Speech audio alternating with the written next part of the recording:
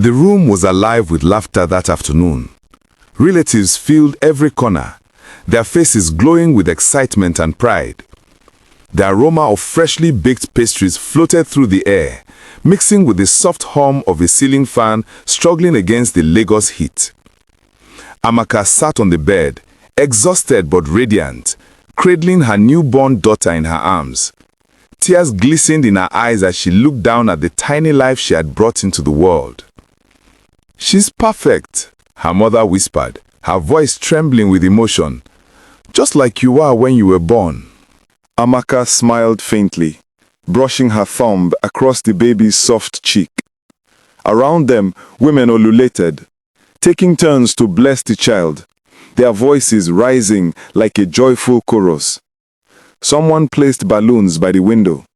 Another arranged gifts, baby clothes, powder, olive oil, and wrappers on the side table. It was a picture of happiness, the kind every new mother dreams of. But beneath the laughter and congratulations, there was an invisible current of worry. Mama Kemi, the eldest aunt and family matriarch, watched quietly from a corner. Her face was serious, her eyes deep with old traditions and unspoken fears. When the crowd began to thin and evening approached, she moved closer to Amaka, lowering her voice. "You must follow the tradition tonight. The hot water massage. It must be done before dawn." Amaka's heart skipped. She had heard about it. The ritual bath meant to strengthen the baby's bones and protect her from evil spirits. The hospital nurse had warned her just days ago that such practices were risky, especially for newborns. "Amaka, Amaka," Mama Kemi interrupted gently. "My daughter, do you think we started this today? This ritual saved generations. It's how we protect our children. Lagos may be modern, but evil doesn't retire because of technology." Her words carried the weight of conviction only an elder could have. Amaka looked at her husband, Chike, who was seated on a plastic chair near the window, scrolling through his phone. He looked up and shrugged lightly. "If he's safe, why not?" he said. "Let's just be careful. You know Mama means well." Amaka sighed. She wanted peace. She didn't want to argue with her mother or disrespect her beliefs. So she nodded, reluctantly. "Okay, Mama, we'll do it."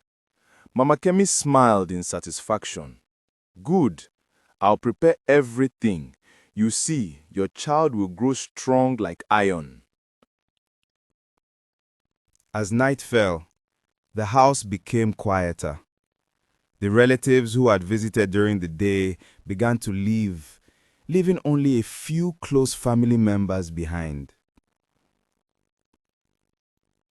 Outside, the distant honk of downfalls and the hum of generators filled the air.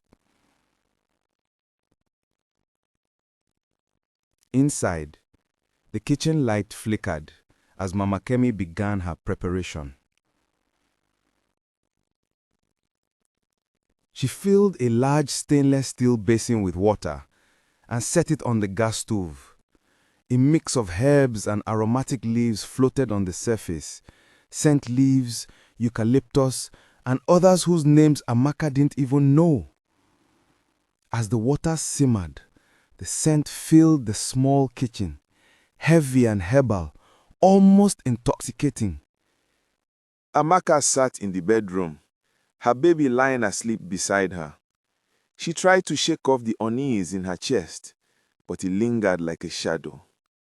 Maybe they are right, she thought. Maybe this is part of being a mother, trusting tradition. When the water was ready, Mama Kemi called out, "Bring the baby!" Amaka hesitated for a moment, then rose slowly, her legs still weak from childbirth. She carried her baby gently, wrapping her in a soft towel. The basin had been set on the floor of the room, beside a small mat. A lantern burned in one corner, throwing soft, trembling light on the walls. "Sit," Mama Kemi instructed. Let's begin. Amaka obeyed, her pulse quickening. The first few touches of warm water felt harmless. The baby stirred, whimpered, then calmed. Everyone sighed with relief. But soon, Mama Kemi dipped the towel deeper into the basin and squeezed it over the baby's skin again. This time, the baby let out a sharp, piercing cry. "It's okay," one aunt said quickly. "It means it is working. The baby is feeling the heat. The bones are waking." But the cries grew louder, more desperate. Amaka's hands trembled. She looked at her husband, who was now pacing near the door. "Mama, maybe the water is too hot," Amaka said, her voice shaking. "Nonsense," Mama Kemi replied, focused. "Do you think I don't know what I'm doing? I've bathed all of you this way." The baby's cries became shrill, almost painful to hear. Her tiny body jerked in Amaka's arms. Panic began to rise in Chike's chest. He reached for the basin and touched the water. His hand recoiled instantly. "Mama, this is hot." Stop exaggerating," she snapped. But Amaka's instincts screamed louder than tradition. She grabbed a towel and pulled the baby close to her chest, wrapping her tightly. Her skin looked red, glistening, and hot to touch. "She's burning," Amaka cried.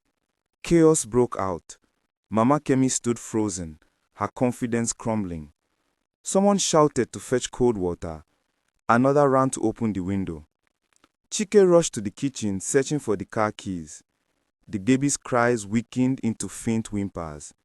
"Chike, please hurry," Amaka screamed. Within minutes, they bundled the baby in a cloth and dashed out into the night. The road was noisy, full of late-night commuters, flashing lights, and impatient drivers. They waved frantically at a taxi, shouting, "Hospital! Hospital!" The driver sped off, horns blaring. But Lagos traffic at night can be as cruel as the sun at noon. They were stuck behind a row of trucks near the bridge. Each red light stretched into eternity. Amaka held her baby, whispering prayers, tears flowing freely. "Please, my baby. Please stay with me. Please." By the time they arrived at the hospital, the baby had stopped crying completely. The nurses rushed them in, their faces changing as they saw the bones. Doctors surrounded the table, walking quickly, their voices sharp and low.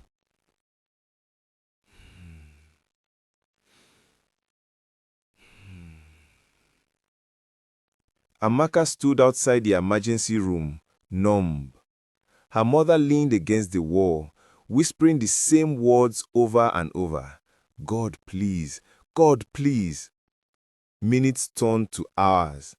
Then the doctor came out, his face heavy. He said, "I'm sorry," he said softly. "Your baby didn't make it. The burns were too severe. She went into shock." The words didn't make sense. Amaka blinked, waiting for him to say something else. But he didn't. The world around her blurred. Her legs gave way, and she sank to the cold hospital floor, clutching the empty blanket in her arms. Chike sat beside her, silent, broken. No one spoke. There were no words left that could fill the space death had created. Back home, the once joyful room was now quiet, almost haunted. The balloons had deflated. The pastries were stale. The bed, where laughter once echoed, now carried the weight of sorrow. For days, Amaka barely spoke. She sat by the window, staring at the city beyond. The moving cars, the women selling bread, the children chasing tires on the street. Life went on, but hers had paused. Mama Kemi, who once spoke with authority, now walked softly, her eyes swollen from tears. She avoided Amaka's gaze. One afternoon, she finally sat beside her daughter and whispered, "My child, forgive me. I thought I was helping. I thought I was saving her." Amaka didn't respond, but tears slid down her cheeks, silent and slow. She said finally, her voice hoarse, "It's not about disrespecting culture. It's about protecting life. Some things our ancestors did were born out of love, but times have changed. Knowledge has changed." That night, the two women held each other and wept, mother and daughter, bound by grief, but searching for purpose. Weeks later, Amaka made a decision. She would not let her baby's death be in vain. She and her mother began organizing small gatherings in their community, meeting other mothers, fathers, and elders. They spoke openly about what happened, warning others about the dangers of certain postnatal traditions. Videos were recorded. Social media posts were shared. People listened, some defensive, others curious, many emotional. One woman stood up during a session and said, "My mother wanted to do this same thing last year, but after hearing your story, I stopped her. My baby is alive today. Thank you." Amaka cried again that day, but this time they were tears of meaning, not despair. In time, she began to heal. Not completely. Some losses never heal. But she found peace in purpose.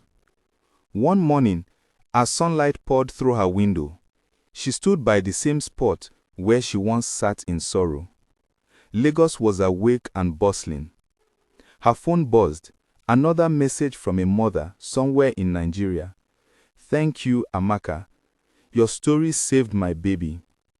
She smiled faintly, whispering a prayer under her breath. "Rest well, my child. Your life is still saving others." And as the city roared with life below, Amaka realized something profound. Some traditions may fade, but love, true protective love, never does. Her story became a movement, a warning, a lesson, and a reminder that life must always come before tradition.